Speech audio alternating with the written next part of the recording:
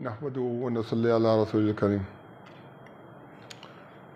قرآن کے حوالے سے ابھی اور بھی گنجائش موجود ہے کہ طلاق کے اوپر بات کی جائے۔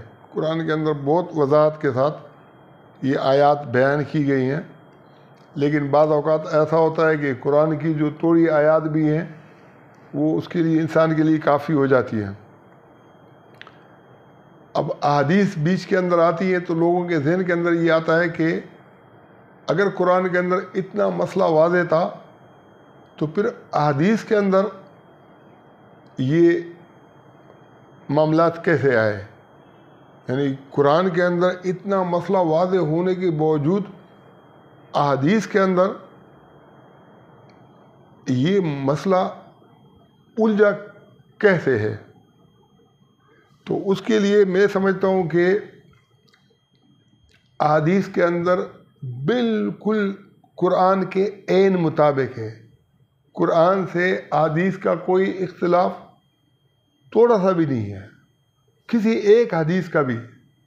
ساری احادیث قرآن کے عین مطابق ہے، قرآن کی وضاحت کے لیے۔ لیکن مسئلہ یہ کہ پہلے تو ہمیں یہ سمجھنا ہوگا کہ احادیث ہے کیا۔ اب ہر بات جو بخاری کے اندر لکھی ہوئی ہے کیا وہ حدیث ہے؟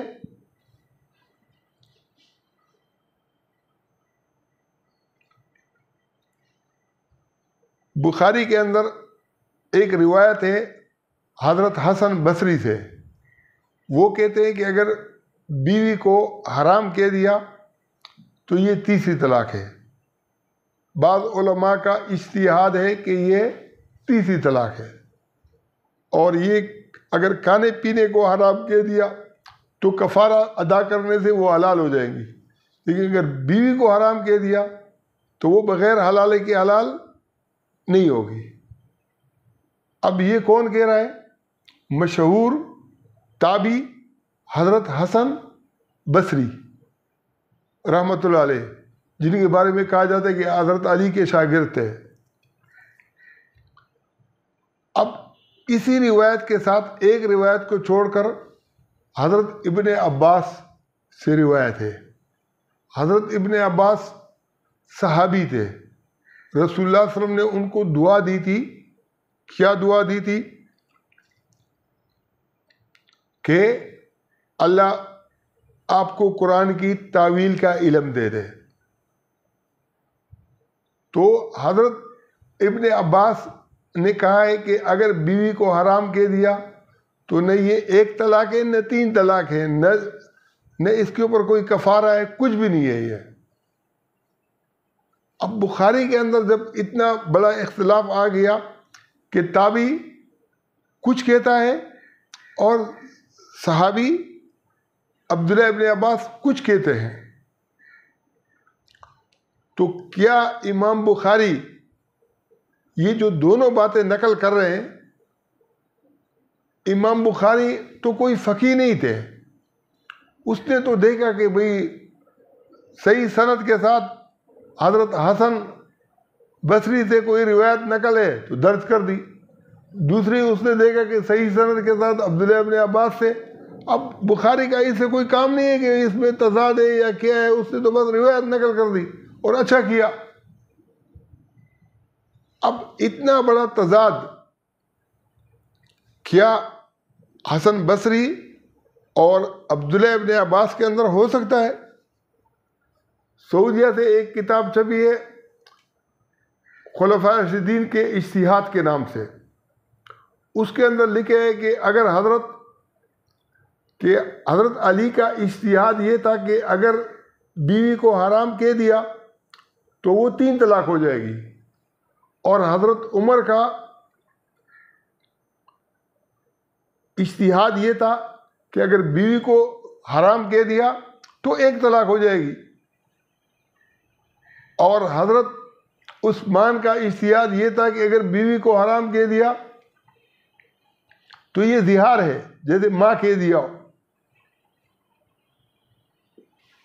اب حضرت عمر اور حضرت علی کے اندر دونوں خلفائے راشدین ہیں۔ حضرت علی کہتے ہیں کہ بیوی کو اگر حرام کہہ دیا تو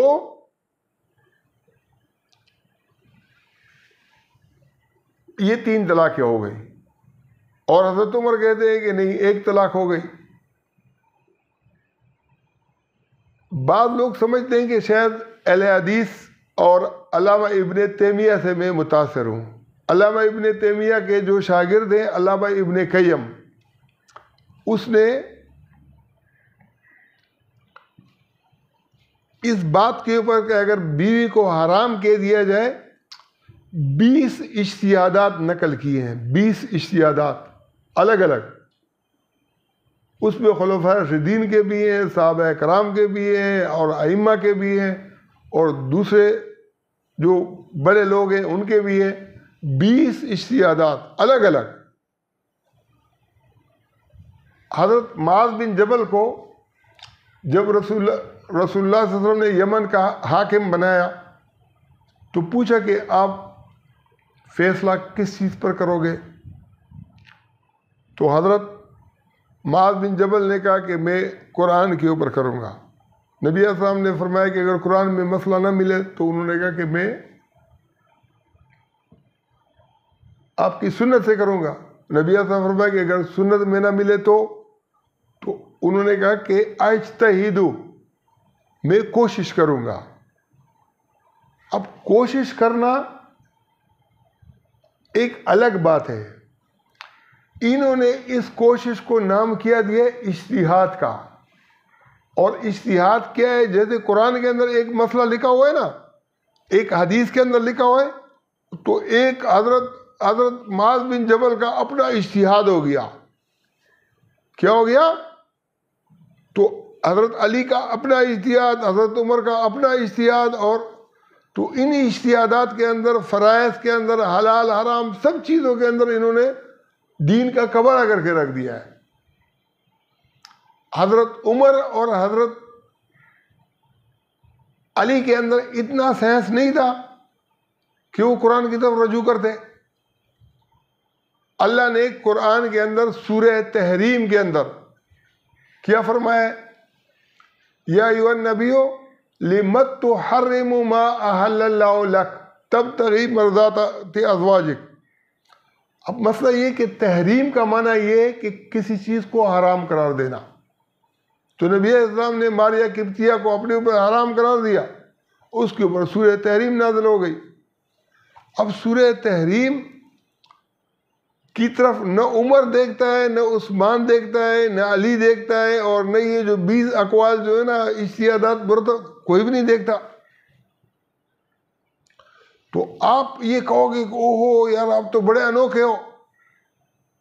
اگر مولانا مودودی کی طرح 20 کے بعد جو ہے نا 21واں جو ہے نا ایک میں بھی بنا دیتا تو آپ بولتے یار یہ مولانا مودودی بھی بڑا آدمی ہے، عتیق گیلانی بھی بڑا آدمی ہے. مولانا مودودی نے یہ سمجھو کہ یہ جملہ معترضہ سمجھو، یہ ہمارے جو دینی اسکالر ہے نا، یہ گامدی وغیرہ، یہ سب یہ ڈسمس لوگ ہیں. انہوں نے اپنی رائے اس طرح سے قائم کی ہے. وہ جو ایک جگہ پر میں پشاور یونیورسٹی کے اندر ان کا جماعت اسلام والے درس دیتے ہیں، اس پہ آفیسر بھی شامل ہوتے ہیں، اچھے لوگ بھی شامل ہوتے ہیں. گیدرنگ کا ایک سسٹم انہوں نے بنایا ہے چند دوستوں نے، لیکن تفہیم القرآن کا درس دیتے ہیں. تفہیم القرآن کے اندر لکھا ہوا ہے کہ موسیٰ کے ساتھ جو یہ حامان کا ذکر ہے، وہ حامان تو فلانے دور کے اندر ایک شخص کا نام تھا، تو یہ موسیٰ علیہ السلام کے وقت میں کہاں سے حامان آ گیا؟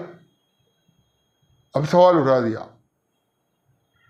بھائی الو کا پٹا، اگر قرآن کے اندر حامان اور اس کو جو ہے نا تم جو ہے نا کہہ رہے ہو کہ وہاں کہاں سے آ گئی، تاریخ کے اندر تو دوسرا آدمی کوئی حامان جانتا بھی نہیں ہے.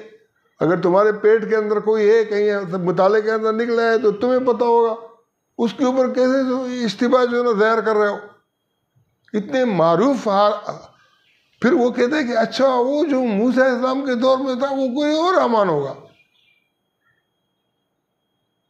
اب یہ جو اسلامی جمعیت طلبہ والے ہیں، اگر ان کو یہ بات، چونکہ ان کے مفادات ہیں، ان کو فنڈ ملتے ہیں، پہلے تو ان کے اوپر امریکہ کا الزام لگتا تھا، نہیں تو کم از کم یہاں ہماری جو ایجنسیاں ہیں یہ تو سپورٹ کرتی تھی نا. ابھی شاید نہ کرتے ہو، لیکن ابھی یہ اتنے مضبوط پائیدار، ان کی جڑیں جو ہے نا مضبوط ہو گئی ہیں، ہر جگہ سے جو ہے نا یہ زکوٰۃ خیرات یہ اکٹھے کر کے یہ اپنا جو ہے نا ایک سسٹم بنایا ہوا ہوتا ہے. ہولی کے اوپر لوگوں کو مارتے ہیں، اور اگر ایک ہندو لڑکی جو ہے جماعت اسلامی میں شامل ہوتی ہے، ہندو بن کر وہ جو میرٹھ والے مسلمان ہیں وہ رہ جاتے ہیں، اور ہندو لڑکی جو ہے نا وہ کالج کے اندر اس کو داخلہ ان کی وجہ سے مل جاتا ہے. یہ جو ہے نا یہ کالجوں کے اندر جو ہے نا یہ ناصور ہے. دوسرے بھی کوئی ایسے قابل تعریف نہیں ہوں گے، لیکن چونکہ یہ اسلام کے نام پر کھڑے ہیں، اس لیے ان کے خلاف آواز اٹھانی چاہیے، اور ان کو جو ہے نا اپنے اس گمراہی سے جو ہے نا باز رکھنے کے لیے جس طرح کی بھی آہنی ہاتھوں سے ریاست نمٹ سکتی ہو، ان سے آہنی ہاتھوں سے نمٹے. یہ جب اللہ کے وفادار نہیں ہے، اللہ کے رسول کے وفادار نہیں ہے، تو ریاست کے بھی نہیں ہو سکتے. ابھی دیکھ رہے ہو جو ہی جو ہے نا فوج کے خلاف جو ہے نا وہ شروع ہو گیا، تو کشمیر بنے گا، پاکستان والے نے بھی اپنی یہاں کے بدل لیا. تو بہرحال یہ جو میں 21ویں رائے نہیں قائم کرتا ہوں، میں یہ بھی نہیں کہتا ہوں کہ علی اور عمر غلط تھے. میں کہتا ہوں کہ حضرت علی بھی 100% ٹھیک تھے اور حضرت عمر بھی 100% ٹھیک تھے. کیوں؟ دونوں نے کوشش کی. کیا کوشش کی؟ ایک آدمی نے اپنی بیوی کو کہہ دیا کہ تو مجھ پر حرام ہے. اب قرآن کا تقاضا کیا ہے؟ قرآن کہتا ہے کہ حرام کہنا تو بہت بڑی بات ہے، حرام کہنا تو بڑی بات ہے. اگر بیوی سے ناراض ہو جائے تو جب تک بیوی راضی نہیں ہوگی اس وقت تک شوہر جو ہے نا اس سے رجوع پر مجبور نہیں کر سکتا. لیکن ناراضگی کی عدت جو ہے نا 4 مہینے ہے. اب اگر حرام کہہ دیا تو اگر عورت راضی ہے، اگر عورت راضی ہے تو پھر نتیجہ کیا ہوگا؟ حضرت عمر نے دیکھا کہ عورت راضی ہے تو پھر کہا کہ آپ رجوع کر سکتے ہو، تو لوگوں نے اس کو 1 طلاق کا نام دے دیا. حضرت علی نے جو ہے نا کوشش کی اور پتہ کیا، معلوم ہوا کہ عورت حرام کہنے کے بعد رجوع کے لیے راضی نہیں ہے، تو انہوں نے کہا کہ اب یہ اس کے اوپر واقعتاً حرام ہو چکی ہے، یہ رجوع، اس کے لیے رجوع کرنا حرام ہے. اب یہ جو ہے نا یہ آزاد ہے. تو اللہ نے قرآن کے اندر بھی کہا ہے کہ 1 طلاق دیے تو بھی صلح کے بغیر رجوع نہیں کر سکتا. اگر جو ہے نا ناراض ہوا ہے پھر بھی جب تک عورت راضی نہیں ہو تو رجوع نہیں کر سکتا. نبی علیہ السلام نے جب ناراضگی کا جو ہے نا وہ کیا تھا، مہینہ گزار دیا، جو الہ کا مسئلہ ہے.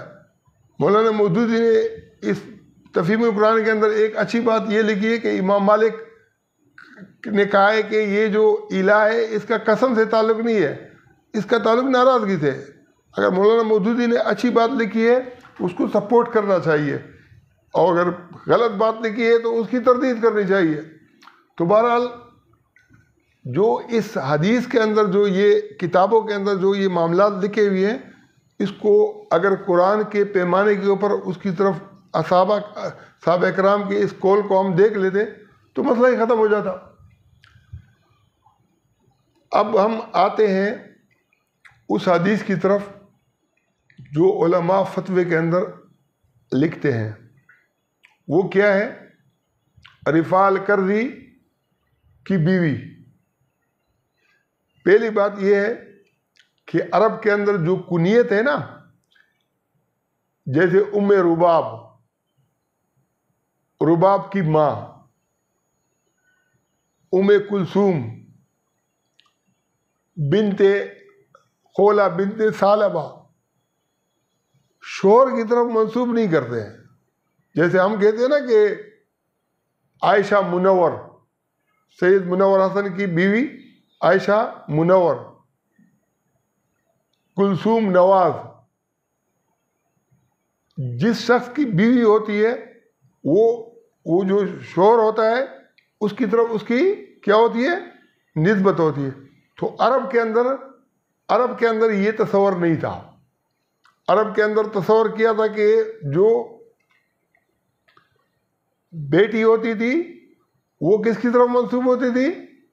باپ کی طرف.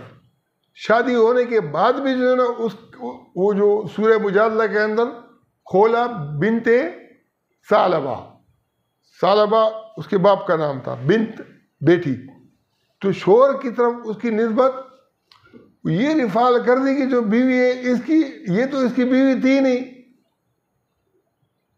یہ رفاع القرظی کی بیوی. چونکہ جو ہمارے جو یہ سیاستہ لکھنے والے جو 6 کتابیں جنہوں نے لکھی تھے، یہ سب کے سب کیا تھے؟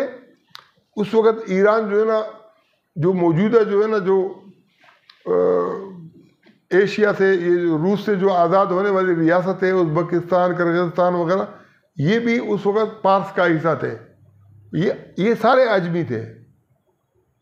بخارا بھی، نیشاپور بھی اس کا حصہ تھا، بخارا بھی، سمرقند بھی، یہ سب کے سب یہ اس کا حصہ تھا. تو یہ عجمی تھے. تو عجم کے اندر اب وہ رفاع القرظی کی بیوی کے نام سے اگر انہوں نے کیا ہو تو یہ ان عجمیوں کی غلطی ہے. یہ تو عبد الرحمن بن زبیر کی بیوی تھی، اس کے شوہر تو اس کا وہ تھا. اب بخاری کی دوسری روایت کے اندر آتا ہے کہ اس کے شوہر نے اس کو اتنا مارا تھا کہ حضرت عائشہ صدیقہ رضی اللہ عنہ کو اس نے اپنے اندرون زخم دکھائے. مار سے اس کے جسم کے اوپر نیل پڑے ہوئے تھے، اور حضرت عائشہ نے فرمایا کہ میں نے آج تک اتنی سخت مار کسی عورت کی نہیں دیکھی ہے جس کو اتنی مار پڑی ہو. اب مسئلہ یہ ہے کہ اس عورت کو مار پڑی تھی، اور اس دوسری روایت کے اندر یہ ہے کہ اس کا شوہر آیا، اس نے کہا کہ یہ جھوٹ کہتی ہے، میں نامرد نہیں ہوں، میرے اندر مردانی ہے اور میرے مردانگی کی وجہ سے اس کی چمڑی ادھیڑتا ہوں. یہ بخاری کے دوسری روایت کے الفاظ ہیں. اب اگر ایک روایت کو آپ دیکھو اور دوسرے کو نہ دیکھو تو معاملہ سمجھ میں آئے گا. تو بخاری کی روایت کے اندر جہاں یہ ہے کہ ایک ساتھ نہیں 3 طلاقیں دی تھی، تو دوسری روایت کے اندر وضاحت ہے کہ یہ 3 طلاقیں الگ الگ مراحل میں دی تھی رفاع نے، اور پھر خالی طلاقیں نہیں دی تھی، بلکہ طلاق کے بعد وہ کسی اور سے شادی بھی کر چکی تھی، وہ تو کسی اور کی بیوی تھی. اب اگر کسی اور کی بیوی تھی تو اگر اس نے جو ہے نا یہ کہا ہے کہ میں رفاع کے پاس لوٹنا چاہتی ہوں، تو رفاع نے تو جس طریقے سے رخصت کیا تھا تو رسول اللہ صلی اللہ علیہ وسلم کو معلوم ہوگا کہ وہ تو واپس لے گا بھی نہیں، اور وہاں سے جو ہے نا اگر اس کو مار پیٹ کے نکالا ہو یا اب دوسری جگہ شادی ہو تو اس کے اندر پہلی ترجیح یہ ہے کہ مار پر آپ پابندی لگا دو، میاں بیوی میں صلح کرا دو، تاکہ جو نا ان کا جو نا گھر خراب نہ ہو. تو نبی علیہ السلام نے اگر ان کو یہ کہا ہے کہ ایک دوسرے کا مزہ چکھ لو، مزہ تو انہوں نے چکھا ہوا تھا. اگر ہم یہ مان لیں کہ یہ جو پہلی بات تو یہ کہ مولوی اس کے اندر خیانت کیا کرتے ہیں کہ وہ ایک ساتھ 3 طلاق کی بات نہیں تھی اور یہ ایک ساتھ 3 کے اوپر فتویٰ دیتے ہیں. اس نے دوسری جگہ شادی کی تھی، یہ کہتے ہیں کہ تم جو ہے نا اپنے شوہر کو چھوڑ کر دوسری جگہ پہلے شادی کرو، پھر الگ اس کا اس سے تعلق نہیں. تیسری بات یہ ہے کہ اس کے اندر اگر اسی حدیث کے مطابق وہ شخص نامرد تھا تو وہ تو حلالہ کرنے کی صلاحیت رکھتا نہیں تھا. وہ یہ جو نا یہ حدیث کو قرآن کے خلاف انہوں نے جو بنایا ہے وہ بنتا نہیں ہے. اگر یہ دوسری جگہ شادی نہ کرتی تو پھر تو ان کا آپس میں صلح کرانے میں حرج نہیں تھا، لیکن جب اسے دوسری جگہ شادی کی تو اب جہاں اس کی شادی ہوئی ہے پہلے ان کی آپس میں بننی چاہیے. اگر اس کو رات کو مارا پیٹا ہو اور یہ دوڑ کے آئی ہو اپنے شوہر کے پاس کہ بھائی مجھے جو ہے نا اس نے یہ نامرد ہے، مجھے جان چھڑانی ہے اسے، تو نبی اعظم نے اس میں صلح کرائی ہوگی.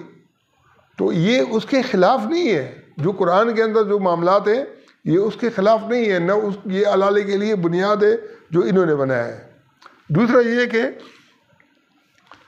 ایک اور روایت ہے، وہ کیا ہے جو دلیل کے طور پر پیش کی جاتی ہے، وہ یہ ہے کہ ایک شخص نے نبی اسلام کو کہا کہ یا رسول اللہ وسلم فلاں آدمی نے اپنی بیوی کو 3 طلاقیں دیے. تو رسول اللہ صلی اللہ علیہ وسلم غصے میں کھڑے ہو گئے اور فرمایا کہ میں موجود ہوں اور تم میرے ساتھ میری موجودگی میں جو ہے اللہ کے قرآن کے ساتھ مذاق کر رہے ہو.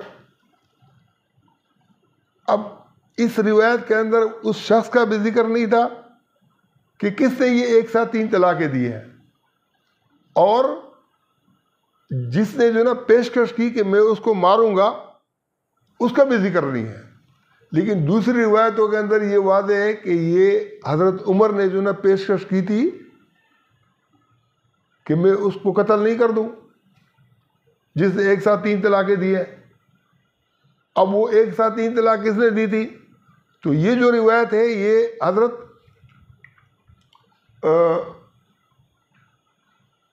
محمود بن لبید کی روایت ہے. اس کو امام شافعی والے نہیں مانتے ہیں، لیکن محمود بن لبید کی اس روایت کے اندر دونوں شخصوں کا ذکر نہیں ہے، اور دوسری روایتوں میں وضاحت ہے. صحیح مسلم کے اندر ہے کہ حضرت عمر نے ایک ساتھ 3 طلاقیں دی تھی، اور 20 سال تک حسن بصری کہتے کہ مجھے جو ہے نا دوسرا آدمی مسترد نہیں ملا کہ وہ یہ اس کا انکار کرتا کہ ایک ساتھ 3 طلاقیں نہیں دیا. اب جب طلاق دینے والا کون ہے؟ حضرت عبداللہ ابن عمر. اور جب نبی اسلام کو حضرت عمر نے اطلاع دی تو حضرت عمر ہی کھڑے ہو گئے. حضرت نبی اسلام کھڑے ہو گئے کہ اس میرے سامنے مذاق کرو، تو حضرت عمر نے کہا کہ میں اس کو قتل نہیں کروں. تو وہ اپنے بیٹے کیا کہہ رہے تھے کہ اس کو قتل نہیں کر دو. تو پھر یہ علماء جو ہے نا اس کو دلیل بناتے ہیں کہ رسول اللہ صلی اللہ علیہ وسلم کا غضبناک ہونا اس بات کی دلیل ہے کہ رجوع نہیں ہو سکتا تھا. اگر رجوع ہو سکتا تو رسول اللہ صلی اللہ علیہ وسلم وہ تو کیوں ہوتے. حالانکہ یہ گدھے اس بات کو نہیں سمجھتے کہ اس سے زیادہ مضبوط روایت کے اندر جو محمود بن لبید کی یہ روایت ہے، بخاری کے اندر کتاب التفسیر کے اندر اللہ تعالیٰ نے یہ نبی اسلام کو حضرت عمر نے حضرت ابن عمر کی جو شکایت کی کہ اس نے حیض کی حالت میں طلاق دی، تو اس پر لکھا ہے کہ رسول اللہ صلی اللہ علیہ وسلم غضبناک ہو گئے، بہت غصہ ہو گئے، اور پھر ان کو سمجھایا کہ بھئی اس طریقے سے پہلے طور میں طلاق دے دو، پھر یہاں تک کہ حیض آ جائے، پھر دوسری طور میں طلاق دے دو یہاں تک کہ حیض آ جائے، پھر تیسرے اس کے اندر اگر روکنا چاہتے ہو تو روکو، اگر چھوڑنا چاہتے ہو تو طلاق دے دو. اور یہی وہ عدت ہے جس میں اللہ نے اس طرح سے طلاق کا حکم کیا ہے. اب حدیث تو وضاحت کی بنیاد ہے، اور انہوں نے ان حدیث کو لوگوں کو الجھانے کے لیے جو نا بنیاد بنایا ہے. اب مسئلہ یہ کہ ایک ساتھ 3 طلاق ہو سکتی ہے کہ نہیں ہو سکتی ہے، مسئلہ یہ نہیں ہے. مسئلہ یہ بنیادی کہ ہو تو سکتی ہے، یعنی اگر ایک ساتھ 3 طلاق دے دی. اب مسئلہ یہ کہ اگر رجوع نہیں کرنا چاہو تو بس 3 طلاقیں ہو گئی نا. لیکن ایک ساتھ 3 طلاق کے لیے پھر اللہ نے کیا کہ رجوع کے لیے یہ نہیں کہا کہ 1 طلاق کے بعد رجوع کر سکتے ہو یا 3 طلاق کے بعد رجوع کر سکتے ہو. اللہ نے کہا کہ رجوع کا تعلق عدت کے ساتھ ہے، عدت میں رجوع کر سکتے ہو لیکن صلح کی شرط کے اوپر. اب اگر یہ مسئلہ جو ہے نا یہ جو حدیث کے اندر ہے، اگر یہ علماء کو صحیح سمجھایا جائے تو نہ صحابہ میں اس پر اختلاف ہے، نہ حدیث کے روایت میں اختلاف ہے. ایک روایت کے اندر جو ہے نا یہ ہے کہ حضرت عمر کے دور سے پہلے ایک ساتھ 3 طلاق، حضرت ابن عباس سے روایت ہے، کتنی شمار ہوتی تھی؟ 1 شمار ہوتی تھی. پھر حضرت عمر نے کیا ایک ساتھ 3 کے اوپر 3 کو جاری کر دیا، اور کہا کہ آئندہ بھی اگر کوئی ایسا کرے گا تو اس کی وجہ کیا تھی کہ حضرت عمر نے دیکھا کہ عورت رجوع کے لیے راضی نہیں ہے، اور وہ شخص بیوی کو تو گھر میں منا نہیں سکتا تھا. آخر میں جو ہے نا اس نے جا کے حضرت عمر کے پاس اپنا مقدمہ پیش کیا کہ میں نے تو اس کو ایک ساتھ 3 طلاقیں دی ہیں، اب میں رجوع کرنا چاہتا ہوں. اگر اس کو وہ 1 طلاق بھی دیتا تو حضرت عمر نے یہی فیصلہ دینا تھا کہ بھئی آپ رجوع نہیں کر سکتے ہو، کیونکہ قرآن کا وہ ہے. اگر حضرت عمر جو ہے نا یہ وہ دے دیتا کہ بھئی آپ نے 1 3 دے دیا اور یہ 1 شمار ہوتی اور آپ رجوع کر سکتے ہو اور صلح کے بغیر کر سکتے ہو، تو حضرت عمر کے تو پھر کیا ہوتا کہ حضرت عمر قرآن کی مخالفت کرتے. حضرت عمر تو مخالف نہیں تھے قرآن کے، تو اگر ایک ساتھ تین طلاق دی ہو اور پھر جو ہے نا یہ آپس میں رجوع کرنا چاہیں تو وہ ایک ہے، اور اگر رجوع نہ کرنا چاہیں تو پھر یہ تین بھی ہے، اور ایک بھی اگر دی ہو تو بھی رجوع کے لیے. لیکن تین کی جو بحث ہے، تین یا ایک کی، یہ بحث بنیادی طور پر فضول ہے. جو قرآن نے جس چیز کے اوپر زور ڈالا ہے وہ کیا ہے کہ صلح کی شرط کے اوپر رجوع ہو سکتا ہے، عدت میں بھی ہو سکتا ہے، عدت کے بعد بھی ہو سکتا ہے. اور رسول اللہ صلی اللہ علیہ وسلم کی کوئی ایسی حدیث نہیں ہے کہ کسی کو کہو کہ آپ میاں بیوی دونوں صلح کرنا چاہتے ہو اور انہوں نے کہا کہ نہیں اب آپ پہلے حلالہ کراؤ اور پھر آپ رجوع کر لو. تو کسی حدیث کے اندر بھی قرآن کی مخالفت نہیں ہے، کوئی صحابی بھی اس کا مخالف نہیں ہے. اور جو ائمہ کے جو ہے نا وہ مسلک ہے وہ بھی خالی اس بات کے اوپر لڑائی ہے کہ ایک ساتھ تین طلاقیں واقع ہو سکتی ہے کہ نہیں ہو سکتی ہے. تو واقع ہو سکتی ہے نہیں ہو سکتی ہے، بنیاد یہ نہیں ہے. بنیاد تو اصل میں یہ کہ رجوع ہو سکتا ہے کہ نہیں ہو سکتا ہے. تو اگر ایک ساتھ رجوع بیوی راضی نہیں ہو تو ایک کے بعد بھی رجوع نہیں ہو سکتا، اگر تین ایک ساتھ دی ہو تو بھی وہ رجوع نہیں کر سکتا. تو بہرحال حدیث کے اندر کوئی ابہام نہیں ہے. ائمہ نے جو فتویٰ دیا ہے، ائمہ کا فتویٰ بھی 100% ٹھیک ہے، لیکن ان کی بھی بنیاد وہی تھی جیسے حضرت عمر کی تھی. اگر حضرت عمر کے دور کے اندر میاں بیوی راضی ہوتے تو اگر میاں بیوی راضی ہوں تو نہ ان کو عدالت میں جانے کی ضرورت ہے اور نہ کسی مفتی کے پاس جانے کی ضرورت ہے. لیکن اگر میاں بیوی راضی نہیں ہو اور پھر اگر وہ عدالت میں جائیں گے تو بھی وہاں سے فتویٰ یہ ہوگا کہ رجوع نہیں ہو سکتا. اور اگر صلح کے لیے بیوی راضی نہیں ہو، اگر فتویٰ والے کے پاس جائے گا تو بھی. اور دارالعلوم کراچی کے اندر مجھے خبر ملی ہے کہ الحمدللہ ابھی وہاں پر ایک پٹھان عالم نے ہمارے ایک ساتھی کو کہا کہ بھئی میں جب صلح وہ کر رہے ہوتے ہیں تو میں رجوع کا فتویٰ دیتا ہوں. اس طریقے سے مردان کے اندر پیر شکیل صاحب ہیں، بہت اچھے عالم ہیں، انہوں نے پتہ نہیں کتنے لوگوں کے وہ صلح کرا دی. وہ دیکھ لیتے ہیں کہ صلح ہو سکتا ہے تو رجوع کا وہ فتویٰ دے دیتے ہیں. تو میں کہتا ہوں کہ اس کی وجہ سے اسلام اجنبیت کا بہت بڑا شکار ہوا ہے. اور قرآن میں جو آیت نے کہا ہے نا سورہ بنی اسرائیل کے اندر کہ امت کے اندر دو آزمائش ہیں. ایک آزمائش نبی علیہ السلام کا خواب ہے.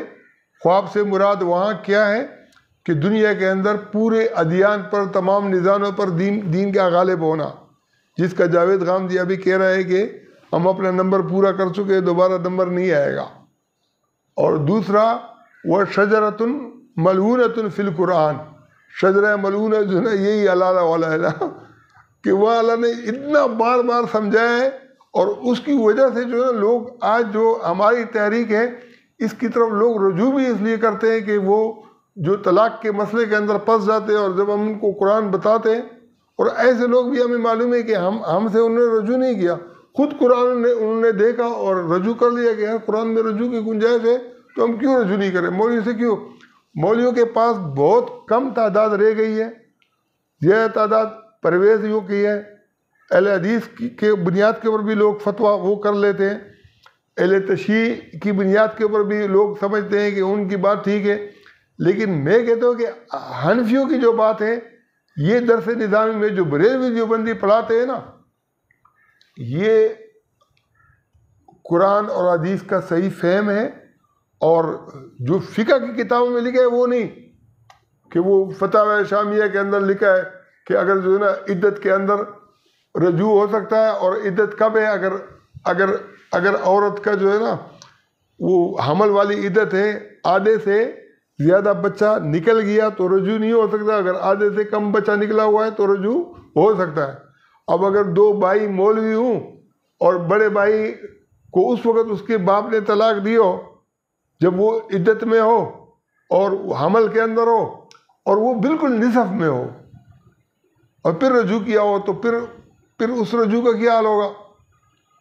تو مولانا اشرف علی تھانوی نے جو بہشتی زیور میں لکھا تھا، اس پر اتنے جو ہے نا وہ ہیں، یہ جو مولویوں نے جو ہے نا فقہ کے مسئلے مسائل نکالے. اگر اس کے اوپر ایک الگ سے بعد میں کبھی بات کر لوں گا اور لوگوں کو سمجھ میں آئے گا تو وہ حیران ہو جائیں گے کہ یہ جو ہے نا یہ دین کا کیا حشر انہوں نے کیا ہے. اللہ تعالیٰ جو ہے نا جو احادیث ہیں اس کے اندر کوئی تضاد نہیں ہے.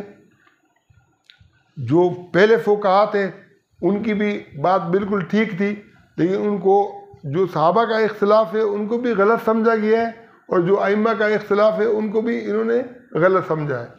تو ابھی ایک ہمارے جو گجراوالے کے اندر بہت بڑے عالم ہیں مولانا پیر طریقت علامہ خالد حسن مجددی صاحب، انہوں نے بھی بہت بڑے تائید کی تھی. ان کی جو تائیدات ہم نے 2-3 دفعہ اخباروں میں چھاپی بھی ہے. مفتی حسام اللہ شریفی جو شیخ الہند کے شاگرد ہیں، اور پاکستان میں اور انڈیا کے اندر اس لیول کا ابھی شاید کوئی عالم نہیں ہے.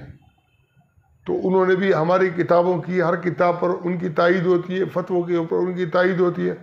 اگر یہ جنگ والے جن کے یہ ملازم بھی ہیں، اگر یہ ان کو بٹھا کر لوگوں کو بتائیں تو یہ جیو والے، یہ جتنے جو ہے نا یہ سیاسی جماعتوں کے اندر نون لیگ والوں سے پیسہ کھا کے اور لڑا رہے ہیں، اور ریاست کا بھی بیڑا غرق کر رہے ہیں، اور جمہوریت کا بھی بیڑا غرق کر رہے ہیں، عدالت کا بھی بیڑا غرق کر رہے ہیں. تو ہو سکتا ہے حسام اللہ شریفی کو بٹھانے سے اور یہ مسئلہ بیان کرنے سے اللہ ان کے اوپر رحم بھی کرے، لوگوں کو بھی بات سمجھ میں آ جائے اور ان کو ہدایت بھی مل جائے. یہ عدلیہ کو، جمہوریت کو، ریاست کو نقصان پہنچانے سے اگر اچھے ٹریک پر آ جائیں گے تو ان کو بڑی عزت بھی مل جائے گی. ایک ایک چیز پر بال کی کال اتارتے، اور قرآن کے اندر اتنے بڑے بڑے مسئلے ہیں اور لوگوں کی عزتیں لٹ رہی ہیں، ان کے اوپر میڈیا کو کوئی توفیق نہیں ہوتی. اس لیے یہ جو ہے نا شیطان کی آماج گاہیں بن گئی ہیں. اللہ تعالیٰ ہمیں ہدایت عطا فرمائے.